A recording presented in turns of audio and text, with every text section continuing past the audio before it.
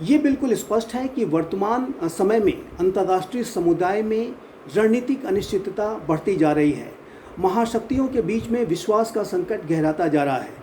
एक नया तरीके का ध्रुवीकरण बनता हुआ दिखाई दे रहा है कि जहां एक तरफ Russia, China, Iran, north Korea, Syria, Belarus जैसे राष्ट्र एक खेमे में जाते हुए दिखाई दे रहे हैं, वहीं दूसरी तरफ यूनाइटेड स्टेट्स ऑफ अमेरिका और उसके एलाइज तथा उसके कुछ पार्टनर्स दूसरे खेमे में जाते दिखाई दे रहे हैं। और जाहिर है कि ये एक नए शीत युद्ध की स्थितियों को जन्म दे सकता है। और वर्तमान समय में महाशक्तियों के बीच में जो आर्म्स कंट्रोल को लेकर के बनाई गई रेजिम्स थी वो टूट रही हैं। और चाहे वो intermediate range nuclear force treaty रही हो या न्यू स्टार्ट ट्रीटी हो, सभी बिखरती हुई नज़र आ रही हैं। हथियारों की होड़ बढ़ रही है।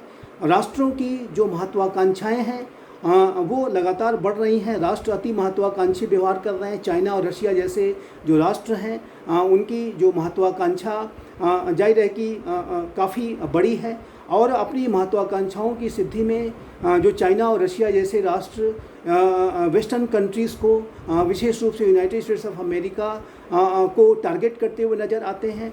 और वहीं यूनाइटेड स्टेट्स ऑफ अमेरिका और उसके जो वेस्टर्न एलाइज हैं वो अपनी एग्जिस्टिंग हेजिमोनी को बचाने के लिए, उसे डिफेंड करने के लिए लड़ाई लड़ रहे हैं। तो ये जो वर्तमान समय में महाशक्तियों के बीच में एक वर्चस्व की प्रतिद्वंदिता चल रही है, हथियारों की होड़ बढ़ रही है। दो युद्ध पहले से ही चल रहे थे और अब एक तीसरे युद्ध का भी खतरा इजराइल और ईरान के बीच का मंडरा रहा है। चाइना ताइवान के ऊपर भी हमला कर सकता है। इस तरीके की आशंकाएं लगातार बनी रहती हैं।